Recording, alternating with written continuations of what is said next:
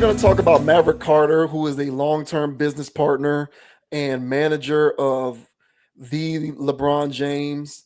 And Maverick Carter is making news because he is apparently currently conceptualizing a new international basketball league, which is supposed to, in theory, rival the NBA, give the NBA competition.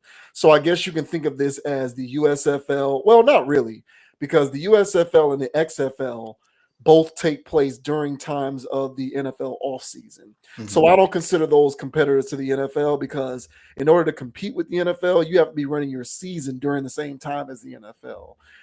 And they're staying, the XFL and the USFL stay away from the NFL. So I don't look at that as competition. But Maverick Carter apparently wants to compete with the NBA. So this says LeBron James' business partner Maverick Carter looks to raise $5 billion for an international basketball league that rivals the NBA. LeBron James' business partner and Clutch Sports Group founder Maverick Carter is looking to own an international league. Since 2006, Carter has been working alongside James within the business world. The pair had been playing basketball together in high school, and Carter was a trusted figure in James's life. For that reason, he was tapped by the NBA superstar to assist him on the business side as his sports career was taking off. Since that time, Carter has been a pivotal player in James's journey to become a billion-dollar athlete today. Carter has served as his manager, and they have launched several businesses together, including Spring Hill Entertainment, which merged with British television, film, and music production company Fullwell 73 in 2024, as Afrotech previously told you. The pair also have stake in Fenway Sports Group, which brought the NHL's Pittsburgh Penguins, Liverpool Football Club of the English Premier League, RFK Racing, and the MLB's Boston Red Sox into their portfolio, among others. It's breaking down the barriers, James sports agent Rich Paul told CNBC about James and Carter taking a minority stake in the Fenway Sports Group and thus the Boston Red Sox. You're talking about a game that was once limited. Jackie Robinson and Roberto Clemente, guys like that, people didn't even want to play the game. The Negroes had to have their own league, to us now owning and representing in that business sector. It's a testament to us continuing to evolve and not being complacent. It appears Carter is scaling his interest in ownership to the international level. Bloomberg reports he is eyeing owning an entire basketball league alongside a group of investors. They have already secured the interest of several other investors, including UBS Group AG, Evercore Inc., SC Holdings, Skype co founder Jeff Prentice, and former Facebook executive Grady Burnett, as the investor group looks to raise $5 billion to launch an international basketball league comparable to the NBA. At the time of this writing, James is not currently listed as one of the interested parties. However, the athlete has reportedly made it clear he is looking to secure interest in an NBA franchise, particularly in Las Vegas, Nevada. My enthusiasm about being here post career, bringing a team here, has not changed. The fans are amazing here. The NBA will be another great addition to this city. James said of his interests in a Vegas based NBA team during a press conference in December 2023 per X. So that's pretty much the gist of it. So, what do you think about this? What do you think about Maverick Carter being a part of an investment group trying to pull resources together to start an international league that is supposed to rival the NBA? Yeah, when I heard about this, I was shocked. I was shocked when I first heard the news on this.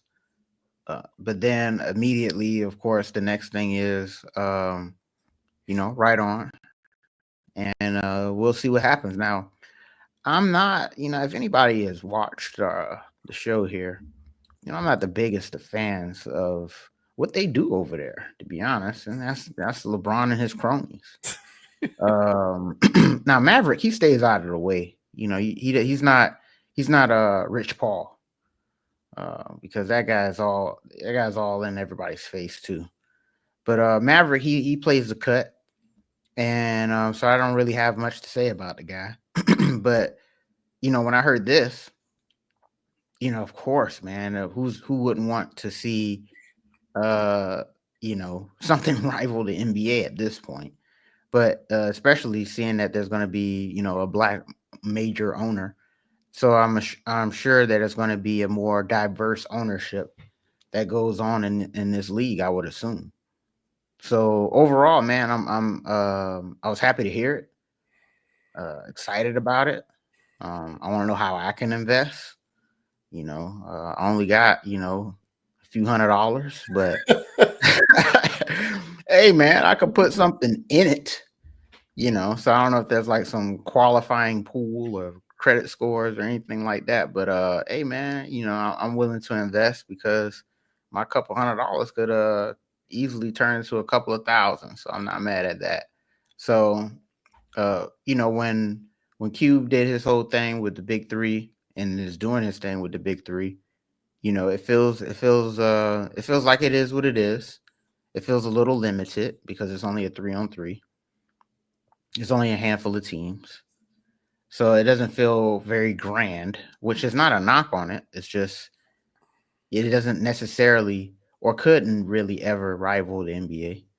But to have like a whole nother league, let's say with, I don't know, starting off with 13 teams or 14 teams, having a condensed season, which I would be in major favor of.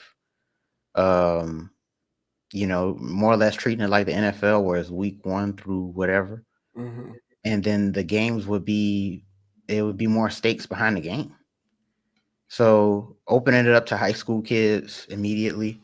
So as soon as they graduate from high school, they're open up to it. Just changing things up to where picking up the ball with the NBA is continuously dropping it. So I like it. Phase 1 of this, just hearing the news, I'm behind it. I would even put my own money behind it, even if it is going to these guys. Okay, but I'm looking at the big picture of this. So I like the idea of it. So, what are your thoughts on Sir Maverick Carter out here trying to create his own international basketball league that'll rival the NBA? What are your thoughts? I don't think competition hurts. I think competition is good for everybody and everything. Monopolies are always bad for people. Conglomerates and monopolies are good for the people who are involved in said conglomerates and monopolies, bad for the consumer. Because when it's your only option, you can do whatever you want, and people are just going to have to take it because they have no other option. Mm-hmm. So I've never been the biggest fan of monopolies, conglomerates, too big to fail enterprises, corporations, and so on and so forth. So Mm-hmm. from that standpoint, I welcome the idea of the NBA having a competitor because if this were to come to fruition hypothetically, and it was significant in terms of its capability, it would force the NBA to have to be the best version of itself so that it can't be marginalized and be eroded by competition.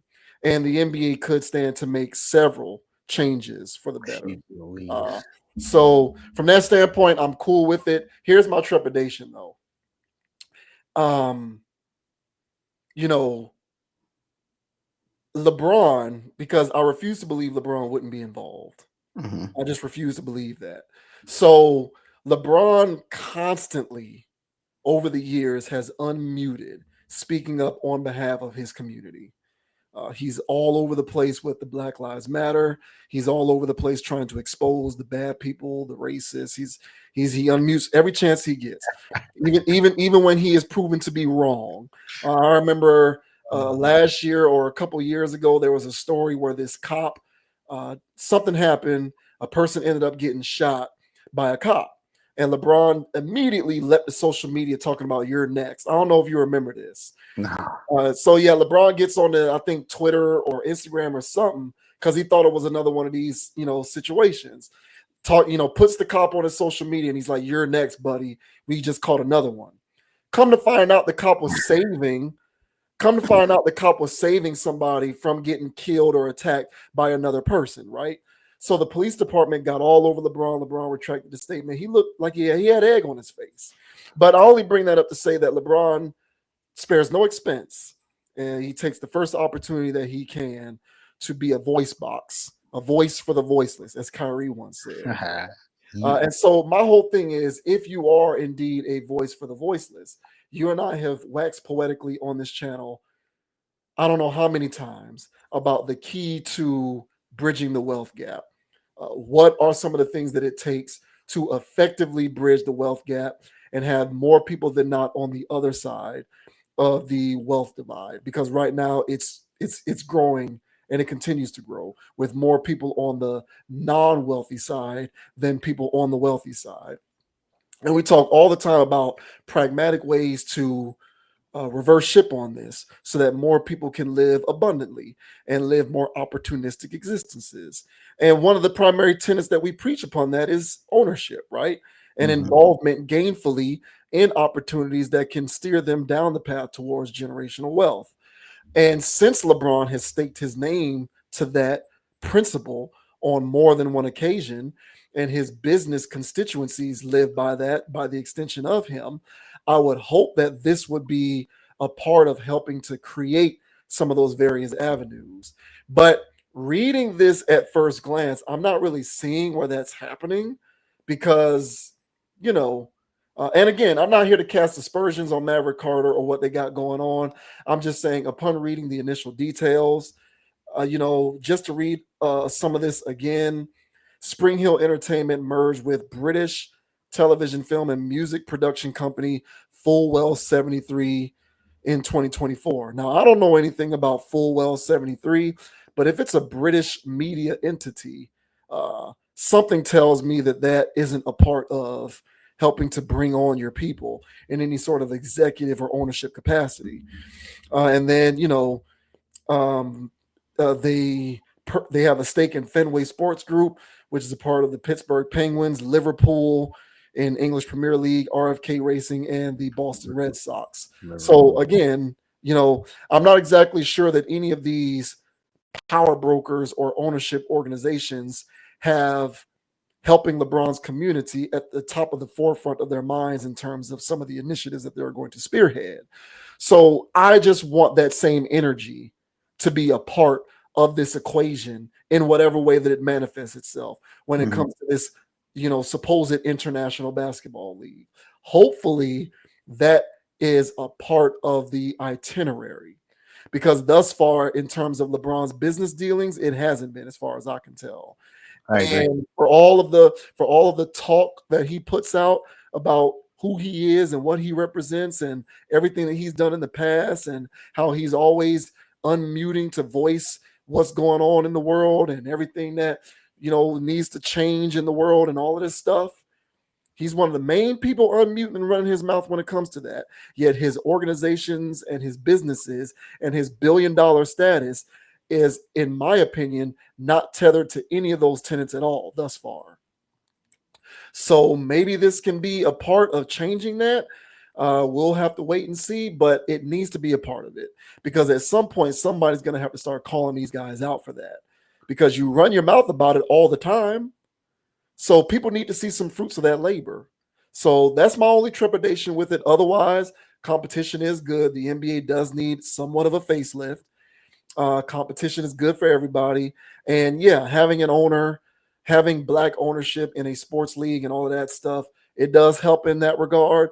So again, I would hope that with Maverick Carter and tangentially LeBron being involved, you do have 51% owners that do look like people who come from his community. I would hope there needs to be a black commissioner who is a part of that league. One would hope. The presidents of basketball operations and general managers should be at least 51% non-white. We'll see. But thus far, it has not come to pass in that way when it comes to LeBron and his business dealings. So we'll see what happens moving forward. Yeah, and that's why I said, when I was giving mine, I was like, more diverse ownership, because I don't know what's going to happen with dealing with LeBron. But you bring up a good point there that he's always talking about stuff when it comes to these things. So if this is a situation where he's putting his money where his mouth is, then you would like to see it come to fruition. But at the same time, when you're the NBA is a mob, the NFL is a mob. It's a mafia, and they're just running numbers on people. They're running scams. That's what the referees are there for. They're there to regulate the scams that they're running for Vegas. Uh, and because yeah, of course the Chiefs won that many games this year, right? Of course the Chiefs won that many games. Of course Xavier Worthy caught that ball, right? So so the that's what the referees are there to do. The owners are there doing what they're doing. You can trace the ownership back of the owners and what was really going on with those football games initially. And you can argue the same type of rigmarole goes on in the NBA. And even as a Heat fan, I stand on it, man. Even though Wade was spectacular, man. Our finals win, it was at 2006. I call collusion on that. Our finals win in 2012 when we played the Thunders. I call collusion on that too. And yeah, I've seen things happen. So I say all that stuff to say is that this league has been doing what it's wanted to do for the longest, and it's been running a monopoly, as you mentioned. And they're not going to go out without a fight. Now you see what they did to Cube's little 3-on-3 league. Give him a bit of oxygen to grow that flame. And so that's not much of a threat to take down the NBA. So I would only imagine how things would be if there's a complete league that is meant to challenge the NBA. So there has to be something where you appease the big players. The big players need a cut of this pie. You can't cross them out of it like Hugh tried to do. So this Liverpool team, because LeBron's involved with those Liverpool people somehow, or some of that weird stuff. Like he's all of that. He's doing all of that stuff. Yeah, yeah. So they got to get these guys a piece of the pie. They got to let some of the mob in on this deal. And if they let some of the mob in on the deal, and part of their deal is, hey man, we can still do our thing. It's good for the aesthetic. It makes everything look legit, above board. You guys can have your piece of the pie. If they're cutting a deal like that, so be it. But you got to appease people. There is no such thing of somebody creating something grassroots from the bottom that challenges something else that's been around for centuries, or a century, or 50, 60, 8, like that's been around for so long and so established and so firmly rooted.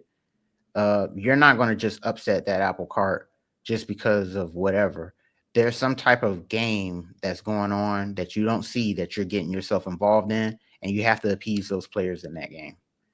So just by you mentioning those Liverpool people, it's like, yeah, that's what it sounds like. These people, this is part of the mob at the table that's getting their seat. Because if they were trying to do all this off the muscle, they'll be meeting the same sabotage that Cube was reaching. So, so if they're playing the game in order to get in the game, that's pretty much what they would have to do, and just trying to establish themselves as a new family in the midst of this arm of sports entertainment. So we'll see what happens, man. But that's why I say I just want to throw in a few dollars, bro. Like, because this is gonna do something. I think it is gonna do something, because if you're messing around with Lebanon, their favorite cash cow, because there needs to be something post retirement for this guy, unless he plays until he's 50 years old, which he seems to Well, be on. he's yeah. That's what he's he's supposed to be trying to get in on owning a team in Vegas. That's what he's supposed to be trying to Lord do. have mercy. Like that's supposed to be his post retirement legacy. Yeah, well, be that as it may, man. We'll see what happens with this stuff. But I believe in it. I think that this is going to happen. I think that they love LeBron. I think they like what these guys do, and I think it's going to do something. So if there's somewhere where I can sign up, trying to get a little something out of this before it gets a little bigger than I can afford.